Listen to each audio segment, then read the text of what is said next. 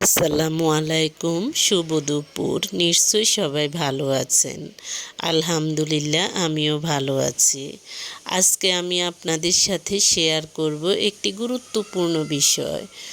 এই বিষয়টি হলো সম্পর্ক। যে এই সম্পর্ক দেখা যায় যে কখনো কখনো খুব মধুর থাকে, আবার কখনো কখনো এই সম্পর্কে ফাটল ধরলে দেখা যায় যে মানুষের জীবনটা একদম নিম পাতার চেয়েও তিক্ত হয়ে যায়। তো এই সম্পর্কটা কিভাবে সম্পর্কের যত্ন করতে হয়, যে কোনো সম্পর্কের মধ্যে যত্ন করতে হয়। এই যত্ন কিন্তু এক পক্ষ থেকে করলে হবে না, এই যত্নের জন্য দুই পক্ষই প্রয়োজন। যেমন এই সম্পর্ক হতে পারে বাবা মায়ের মাঝে, হতে পারে সন্তানের মধ্যে, সন্তানের সাথে বাবা মায়ের, হতে পারে স্বামী স্ত্রীর মাঝে, হতে পারে ভাই বোনের মাঝে, হতে পারে প্রতিবেশীর সাথে, হতে পারে জায়েদের মধ্যে, হতে পারে ননদ বাবির মধ্যে, হতে পারে ভাইয়ে ভাইয়ে, ভাই বোনে, এরকম এই সম্পর্কগুলো কেন নষ্ট হয় আপনি কি জানেন? এই সম্পর্কগুলো নষ্ট হয় কিছু ইবলিশ টাইপের মানুষরূপী মানুষের কারণে। অর্থাৎ দেখা যায় যে এই সম্পর্কগুলোর মাঝে যখন কি করে, কোনো মানুষ যখন শয়তানি ঢুকায়, এইসব এক পক্ষের মাথায় শয়তানি ঢুকায় আশেপাশের মানুষজন অথবা আত্মীয় স্বজন, তখনই সম্পর্কের মাঝে ফাটল ধরে।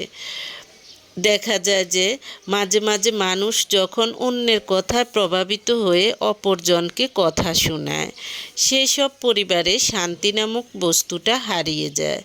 অর্থাৎ দেখা যায় যে এক পক্ষ আরেক পক্ষকে যে বলল, এই যে শয়তান টাইপের মানুষগুলো, হ্যাঁ তোমাকে অমুক এটা বলছে, তমুক এটা বলছে, হ্যাঁ সে যাচাই বাছাই না করে দেখা যায় যে সে বিভিন্নভাবে কথা শোনানো শুরু করে দিল, বিভিন্ন রকম খারাপ কথা বলল, বিভিন্ন রকম খারাপ আচরণ করলো, এতে সম্পর্ক নষ্ট হয়। তাই শয়তানরূপী মানুষগুলা থেকে সব সময় চেষ্টা করবেন নিজেকে আড়াল রাখতে। মানুষ যখন, আর এই শয়তানরূপী মানুষ কারা হয় সেই বৈশিষ্ট্যটা জেনে নিন। মানুষ যখন নিজের অবস্থা নিয়ে সুখী হয় না এবং সবসময় অন্যের সাথে তুলনা করে বেড়ায়, তারাই নিজের আপন মানুষের সুখ সহ্য করতে পারে না। তারা কি করে, একজনের সাথে আরেকজনের সম্পর্কটা নষ্ট করার জন্য, ফাটল ধরানোর জন্য তারা বিভিন্নভাবে বিভিন্ন কথা দেখা যায় যে এক পক্ষের মাথায় ঢুকিয়ে দেয়, তখনই সম্পর্কে ফাটল ধরে। আর এই ধরনের মানুষগুলা কি করে, দেখা যায় যে আপনি তাদের কাছে কোনো কিছু বললেন, তখন তারাও এটার সাথে গল্প মিলিয়ে মিলিয়ে তারাও একটা বলবে। তারপর আপনি হয়তো বা আপনার যা ভালো আছে, ভালো কিছু দেখলে তারা সেগুলোর সাথে মিলিয়ে তাদের জন্য একটা গল্প তৈরি করে এবং আপনাকে সেটা শোনাবে। আপনার ভালো যা আছে তাদেরও তা আছে, তারা এটা বুঝাবে। এরা হলো গল্পের চলে চলে আপনাকে সব কিছু বুঝাবে।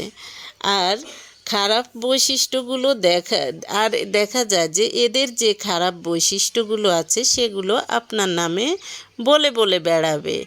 এই ধরনের কাজ করে কিন্তু ইবলিশ রূপী কিছু মানুষ। ইবলিশ